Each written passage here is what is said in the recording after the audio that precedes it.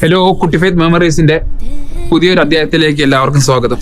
ഇന്നലെ നമ്മുടെ ജിതിനച്ചൻ തൃത്വത്തിലെ 3 പേരുടെ ഇമ്പോർട്ടൻസിനെ കുറിച്ച് പറഞ്ഞ് നിങ്ങൾ കേട്ടിട്ടുണ്ടാവും. ഇനി തൃത്വത്തിലെ 3 പേരും എന്തൊക്കെയാണ് ചെയ്യുന്നതെന്ന് നമുക്ക് നോക്കാം. ആദ്യം പിതാവിന്റെ ഡ്യൂട്ടി എന്താണ്? ക്രിയേഷൻ. അതായത് ഈ മനുഷ്യകുലത്തിനെ ക്രിയേറ്റ് ചെയ്ത് ഈ ലോകത്തിനെ ക്രിയേറ്റ് ചെയ്തത് പിതാവാണ്. ഇനി പുത്രനായ ദൈവത്തിന്റെ വർക്ക് എന്തായിരുന്നു? പുത്രനായ ദൈവമാണ് ഈ ലോകത്തിലെ പാപം ചെയ്ത് പാപത്തിലേക്ക് അകപ്പെട്ടു പോയ നമ്മളെ ഓരോരുത്തരെയും റിഡീം ചെയ്തത്. റിഡംഷൻ. മൂന്നാമത്തത് റിഡംഷൻ മലയാളത്തിൽ പറയുമ്പോൾ രക്ഷാകര പ്രവൃത്തി. 3 പരിശുദ്ധാത്മാവിൻ്റെ വർക്ക് എന്തായിരുന്നു? ക്രിസ്തു ഈ ലോകത്ത് വന്ന് നമുക്ക് രക്ഷ വേണ്ടി തന്നു പോയതിനു ശേഷം ഈ ലോകത്തിനെ പരിപാലിക്കേണ്ട കടമ പരിശുദ്ധാത്മാവിന് നൽകപ്പെട്ടിരിക്കുകയായിരുന്നു.